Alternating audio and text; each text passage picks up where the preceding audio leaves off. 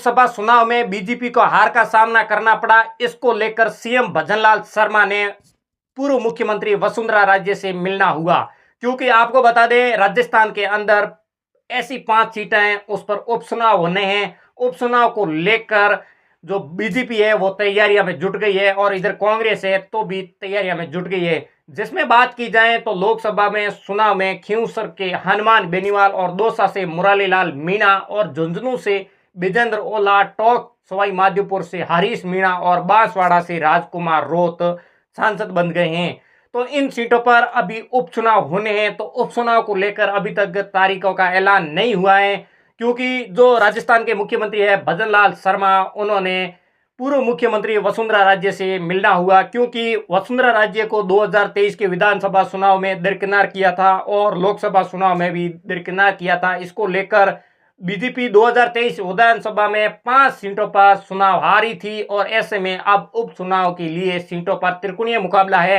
BJP को परेशान कर सकता है, क्योंकि बीजेपी लगातार ये तैयारियों में जुट गई है, क्योंकि कैसे भी करके ये सीटें हैं तो बीजेपी के खाते में आनी चाहिए। पर इधर कांग्रेस क्षेत्रीय पार्टियों से गठबंधन करके चुनाव लड़ सकती हैं। ऐसे में बीच में खबर ये भी चल रही है सीएम भजनलाल शर्मा पूर्व मुख्यमंत्री वसुंधरा राजे से मिलना हुआ, उनके घर पर मिलने के लिए गए और मुलाकात भी की है। मुलाकात के ये भी मायने निकले जा रहे हैं कि लोगों में अलग अलग खबरें भी निकल कर आ रही हैं और कयास भी लगाया जा रहा है। और विश्लेषण की बात की जाए तो सीएम भजनलाल और पूर्व सीएम से रिश्ते सामान्य करने की कोशिश भी की जा रही है।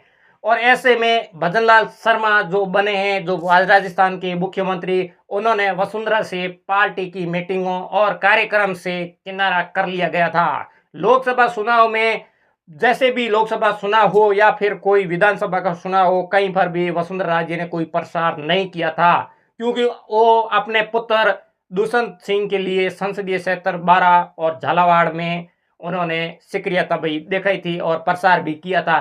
तो भजनलाल का वसुंधरा के घर पहुंचना सियासी रणनीतिकारों के लिए सोचने और समझने की भी मजबूर कर दिया है, क्योंकि राजस्थान में सियासी उथल पुथल भी निकल कर आ रही है, क्योंकि माना जा रहा है क्योंकि वसुंधरा राजे को कैसे भी करके मनाया जाए। और उनको नहीं मनाने को लेकर लोकसभा चुनाव में हार के बाद वसुंधरा की निष्क्रियता को लेकर मुद्दा भी उठा था, जिस तरह से पार्टी ने उनके उठाकर सत्ता से दूर कर दिया गया था। लगभग ये भी माना जा रहा है कि अभी वसुंधरा राजे को उपचुनाव को लेकर मनाया जा रहा है, किसी भी हालत में वसुंधरा राजे को मनाया जाए और ये 5 विधानसभा के उपचुनाव होने हैं, उसमें कैसे भी करके बीजेपी को जीत दर्ज कराई जाए। इसको लेकर तैयारियों में जुट गए हैं सीएम भजनलाल शर्मा वसुंधरा राजे से मिलना, और उनको बताया ये भी जा रहा है कि कैसे भी करके उपचुनाव को लेकर कैसे भी ये सीटें जीती जाएं।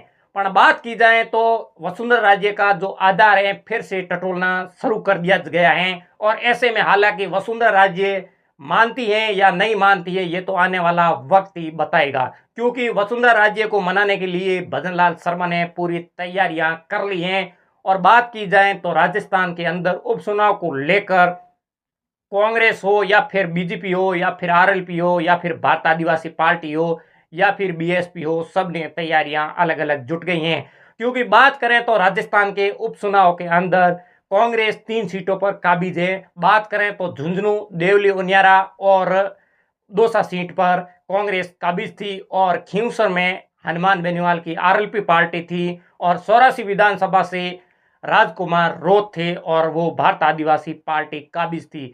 तो बात की जाए विधानसभा के उपचुनाव के अंदर जो 3 सीटें हैं उसके लिए कांग्रेस तैयारियों में जुट गई हैं, और बात की जाए तो 500 सीटों पर तैयारियों में जुट गई हैं। बताइए ये भी जा रहा है क्योंकि हनुमान बेनीवाल और राजकुमार रोत ने पहले ही ऐलान कर दिया है कि उन सीटों पर तो हम ही लड़ेंगे, चाहे आपकी बता दिए चाहे उपचुनाव के अंदर गठबंधन हो या नहीं हो। हनुमान बेनीवाल ने ये तक कह दिया है गठबंधन हम करेंगे तो हमारी मर्जी से करेंगे, और उन्होंने 2 सीट भी मान ली है।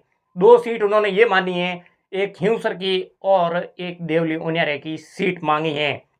बात की जाए तो गोविंद सिंह डोटासरा हैं, वो भी राजी होते हैं या फिर कांग्रेस के नेता राजी होते हैं या नहीं होते हैं, ये आने वाला वक्त ही बताएगा। बात की जाए तो बीजेपी ने ये तैयारियों में जुट गई है, कैसे भी करके कांग्रेस और अन्य दल हैं उनको गठबंधन हो या नहीं हो, इन सीटों को कैसे भी करके जीती जाए। क्योंकि अभी तक की बात की जाए तो उपचुनाव के अंदर की बात करें या फिर विधानसभा चुनाव 2023 की बात करें तो इन सीटों पर जो 5 सीटें हैं इन पर बीजेपी की एक पर भी काबिज नहीं थी।